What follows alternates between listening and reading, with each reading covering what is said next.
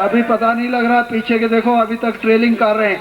सदगुरुदेव भगवान की, सदगुरुदेव भगवान की, पूजनीय माता जी की, पूजनीय माता जी की, छोटे गुरुदेव की। ओम हर हर,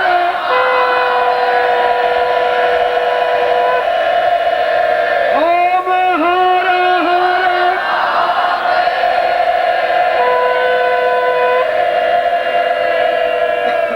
जी की, आदरणीय छोटे गुरुदेव की। ओम हर, ओम हर हर, ओम हर हर। आदरणीय गुरुदेव जी। यूं आप सब साधक हैं, मैं ये नहीं कह रहा हूं, पर साधक बनता है त्याग की पृष्ठभूमि पर, स्वार्थ की पृष्ठभूमि पर साधक नहीं बन सकता। घर बार छोड़ता है तो साधक बनता है, मोह छोड़ता है तो साधक बनता है, मन की गलत वृत्तियों को छोड़ता है तो साधक बनता है।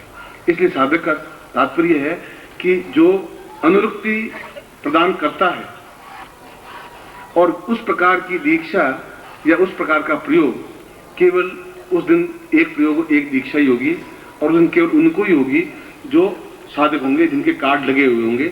इसलिए बाकी लोग फिर निराश नहीं होंगे कि गुरुजी इतना महत्वपूर्ण क्षण 100 साल में आया और हम वंचित रह गए। मैं आपको पहले से ही इसलिए कह रहा हूं कि प्रत्येक रात्रि को तो एक निःशुल्क प्रयोग करवाऊंगा ही, जो भी साधक होंगे उस दिन विशेष रूप से दीक्षा और प्रयोग दोनों करवाऊंगा। इसलिए आप में से अधिकांश लोगों को ये होना चाहिए।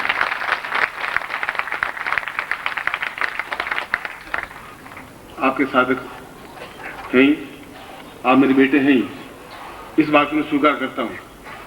मगर आप कमाते हैं या नहीं कमाते हैं, या सपूत हैं कपूत हैं, तो पूत जरूर हैं, चाहे कपूत हों चाहे सपूत हों, पूत तो हैं, इसमें मुझे कोई आश्चर्य नहीं है। मगर मैंने कहा कि 2 दिन आप मेरी आज्ञा मानिए और 363 दिन मैं आपकी आज्ञा मानूंगा, मगर इस बात का ध्यान रखना।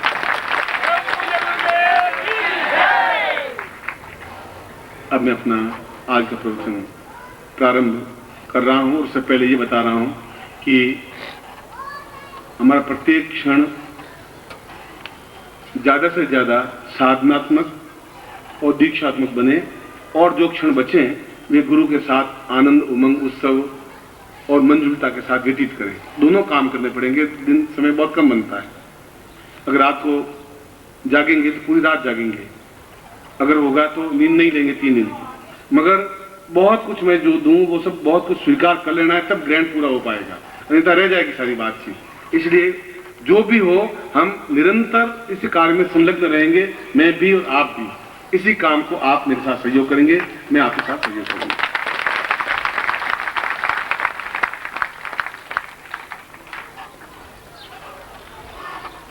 इसलिए रोज रात्रि को जो साधक हैं उनको मैं प्रयोग गोपनीय प्रयोग कराऊंगा, कल रात्रि को भी कराऊंगा, और परसों दीक्षा प्रयोग भी करवाऊंगा जो साधक होंगे।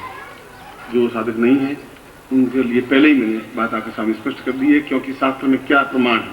शास्त्र में प्रमाण है कि गुरु बिल्कुल स्वच्छता के साथ, पवित्रता के साथ शिष्य के सामने बैठे, तो मेरी ड्यूटी है कि रुद्राक्ष पहन करके और पवित्र के साथ आपको बैठूं। जो शास्त्र में उल्लेख है उस ढंग से हम शास्त्रोचित मर्यादा के साथ व्यतीत होते हैं। शास्त्र में कहा है साधक हो। अर्जुन ने कहा कि मेरा धनुष क्यों नहीं उठ रहा है? कृष्ण ने कहा कि तुम साधक हो ही नहीं, तुम गुलाम हो, एक दास हो, एक मोहग्रस्त हो।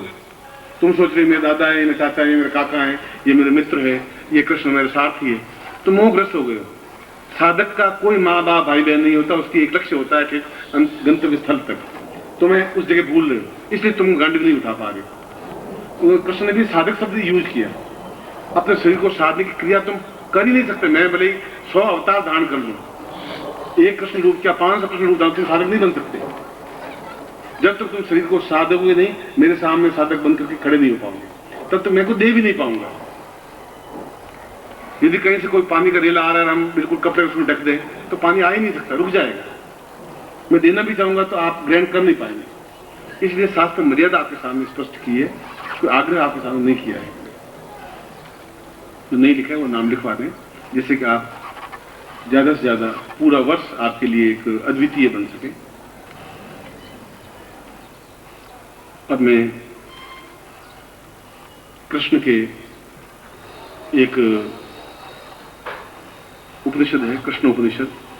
कृष्ण अपने आप में एक विचित्र व्यक्तित्व हुआ है, और यदि मुझे देखा जाए तो अवतारों में से कृष्ण का व्यक्तित्व ही सबसे ज्यादा रुचिकर लगता है। सभी देवता अपने आप में महान है। देवता महान है इसलिए कि मनुष्य ही देवता बन सकता है, और देवता अपने आप में पूरे ब्रह्मांड में विचरण कर सकता है।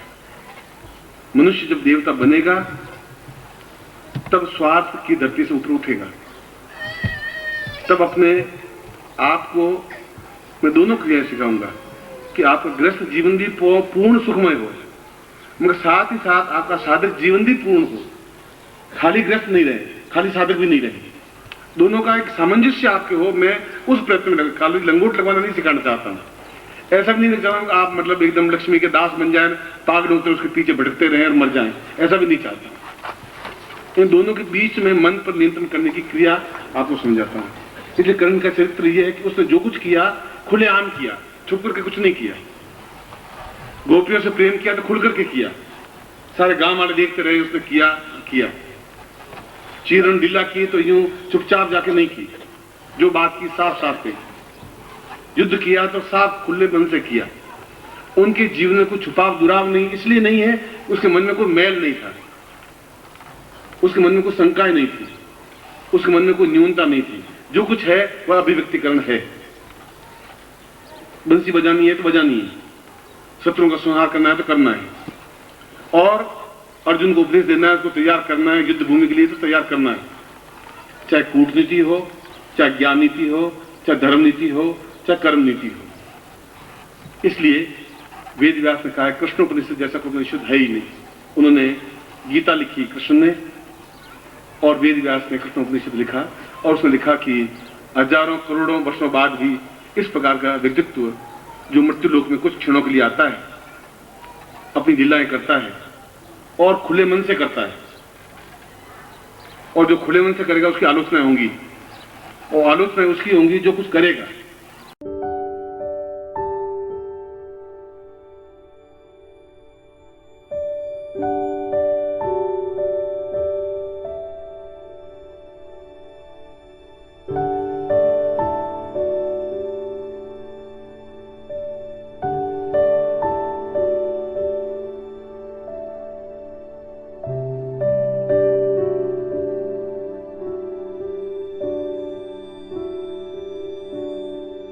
मरे हुए मुर्दे का आलोचना नहीं हो सकती।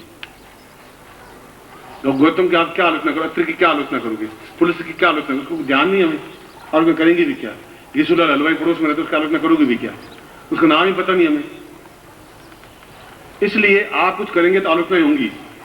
मैं कहता हूं आपकी 10,000 आलोचनाएं हों और 10,000 आपके शत्रु बने, फिर भी आप विजयी बने, ये आशीर्वाद दे रहा हूं। शत्रु तो बने, विजयी बने।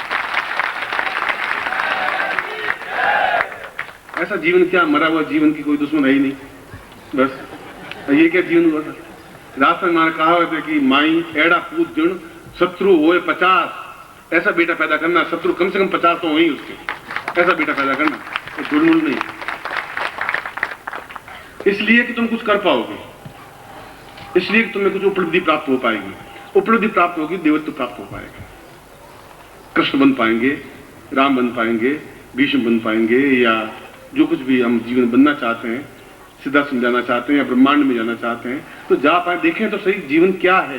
जीवन देखा ही नहीं आपने, सही ढंग से गृहस्थ भी नहीं बन पाए, अधूरा जीवन आपका गृहस्थ का। सही ढंग से पत्नी नहीं बना पाए, सही ढंग से पति नहीं बना पाए, सही ढंग से बेटों को नहीं बना पाए, सही ढंग से धन नहीं बना पाए, सही ढंग से वैभव नहीं बना पाए, सही ढंग से होटलों में खाना नहीं खा पाए, नहीं कर पाए। गृहस्थ भी आपका बेकार है, सन्यासी आप बन ही नहीं पाए। इसलिए सन्यासी जीवन में आपका जीवन, आपके पास क्या है, क्या 2 लाइन में लिखे तो आपके जीवन के पास क्या उपलब्धि क्या है। मैं तो 10,000 प्रश्न लिखूं तो भी कम पड़ेंगे, जिनके इतने उतार चढ़ाव हैं। आपकी पूरी जिंदगी के निचोड़ को लिखो तो क्या लिखेंगे कि 3 बच्चे, 25,000 रुपए बस, और पत्नी की गाली, इसके अलावा आपके पास है भी क्या। वो तो 1 लाइन में पूरे हो गए। जीवन आपके पास नहीं है। इसलिए जीवन को प्राप्त करना है तो फिर हमें एक नए रास्ते पर बढ़ना पड़ेगा। और इसीलिए कृष्ण उपनिषद में यही बात कही गई है, निर्भीक वै पर्वतां पर मंजुरुदोयम मंजुर पदां सैद्वदां सहितं सदैव दीर्घौ प्रसन्तां भवनेत्र रूपम निर्भीक रूपम परम शत्रु वै सदान्यम। कृष्ण कह रहे हैं कि जब 20 हाथ जोड़ के खड़े हो गए, उन्होंने कहा कि ये कौरव और पांडव आपको नहीं समझ पाए। किसी ने आपको मित्र कहा, किसी ने आपको शत्रु कहा, दुर्योधन ने आपको शत्रु कहा, अर्जुन ने साथी कहा, युधिष्ठिर ने आपको मित्र कहा, सखा कहा, द्रौपदी ने आपको सहायक कहा, मगर आप इन सबसे परे हैं। आपका जो ओरिजिनल रूप है, जो वास्तविकता है, वो मैं कुछ कुछ अंश एहसास कर रहा हूं। तो कृष्ण ने भी गीता में कहा, ये यथा माम प्रपद्यस्ते ते तथा भजाम्यहम्। जो जिस ढंग से मुझे देखता है, मैं भी उसी ढंग से उसके साथ हो जाता हूं। यदि कोई मुझे प्रेमी के रूप में देखता है तो मैं उसका प्रेमी हो जाता हूं। कोई मुझे शत्रु के रूप में देखता है तो मैं उसका शत्रु हूं, घोर शत्रु हूं। कोई मित्र के रूप में देखता है, मैं उसका पूर्ण मित्र हूं। कोई सहायक के रूप में देखता है, जो जिस रूप से मुझे बचता है मैं उसी रूप में उसके साथ हो जाता हूं। तुम मुझे देवत्व के रूप में देखा है, इसे तुम्हारे ज्ञान नेत्र खुले हैं, इसे तुम्हारे सामने में साकार विराट रूप में हूं। अर्जुन ने मुझे सारथी रूप में देखा है, मैं सारथी हूं। दुर्योधन ने मुझे शत्रु के रूप में देखा है, मैं शत्रु हूं। ठीक वही स्थिति जो गीता में कही, ये यथा माम प्रपद्यस्ते, जो जैसा मुझे देखता है, जिस आंखों से, जिस चिंतन से, जिस विचार से, वह वैसा ही उपलब्धि प्राप्त कर सकेगा। अगर कहेंगे गुरु जी सामान्य है तो आपको सामान्यता मिल पाएगी। यदि आप विशिष्टता देख पाएंगे आपको विशिष्टता मिल पाएगी। आप प्रेम देख पाएंगे आप प्रेम मिल पाएगा। आप कुछ नहीं देख पाएंगे आप कुछ नहीं मिल पाएगा। मैं तो उसी जगह खड़ा हूं। आप किस रूप में देखते हैं, और कोई रूप गलत नहीं होता। शत्रु रूप भी अपने आप में सही है, मित्र रूप भी सही है, प्रेम रूप भी सही है। हर चीज अपनी जगह सही है। आंख की जगह आंख सही है, पैर की जगह पैर सही है। आप क्या चिंतन करते हैं उस पर डिपेंड है। इसलिए उसने कहा कि यह महाभारत युद्ध मैंने प्रारंभ करवाया तब हजारों आलोचनाएं हुई, भीष्म को कहा, मगर मैंने उस समय करवाया जब ग्रहण काल शुरू हुआ। हम कितने विपरीत जा रहे हैं, ग्रहण काल में कुछ करते नहीं, बैठ जाते हैं हाथ पे हाथ धरे, ग्रहण है अब कुछ नहीं करना चाहिए, पानी भी नहीं पीना चाहिए, खाना भी नहीं खाना चाहिए, खाना पकाते नहीं है, और हिंदू बिल्कुल अपने आप में घर जाके बैठ जाते हैं। सब तो है ग्रहण स्वीकार करना, और हम उसको त्याग लिख दिया, छोड़ दिया। बिल्कुल विपरीत ध्रुव में, ज्ञान ही नहीं रहा। इसलिए नहीं रहा, बीच में कोई गुरु की कड़ी मिली नहीं जो समझा सके कि ग्रहण है, ये त्याज्य नहीं है। राम जब युद्ध भूमि में करते करते थक गए, पसीना आ गया, तब उसने मुड़ करके देखा तो विश्वामित्र सामने खड़े थे। उसने कहा कि इस रावण को मार नहीं सकता, मैं मारता हूं फिर सिर खड़ा हो जाता है।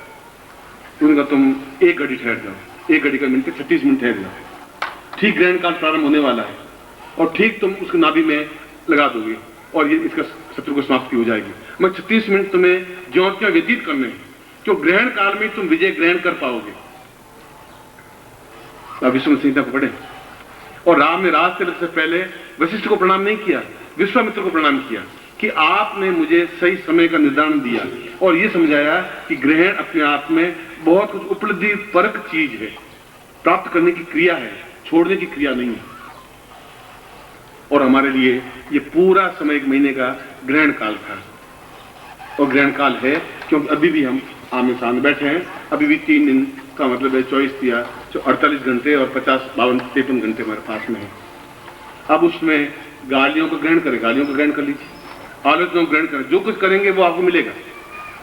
मन की शंकाएं होंगी, शंकाएं प्राप्त हो पाएंगी, ज्ञान प्राप्त करेंगे तो ज्ञान प्राप्त हो पाएगा। ये श्री कृष्ण ने कहा है कि मैं बार बार जन्म लेना चाहता हूं, और मनुष्य जीवन लेना चाहता हूं, ठीक गर्भ से जन्म लेना चाहता हूं, फिर नटखट बालक बनना चाहता हूं, और शत्रुओं का मुस्कुराते हुए, हंसते हुए, खिलखिलाते हुए शत्रुओं को समाप्त करना चाहता हूं, पता ही नहीं पड़े।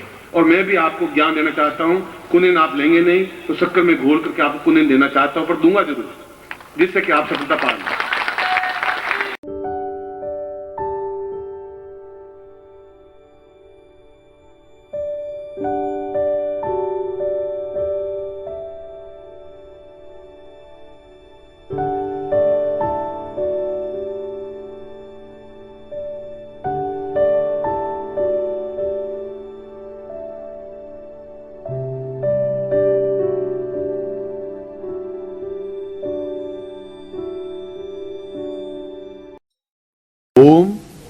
परम तत्वाय नारायणाय गुरुभ्यो नमः। ओम ह्रीं मम प्राण देह रोम प्रतिरोम चैतन्य जाग्रय ह्रीं ओम नमः। ओम भूर्भुवः स्वः तत्सवितुर्वरेण्यं भर्गो देवस्य धीमहि धियो यो नः प्रचोदयात्।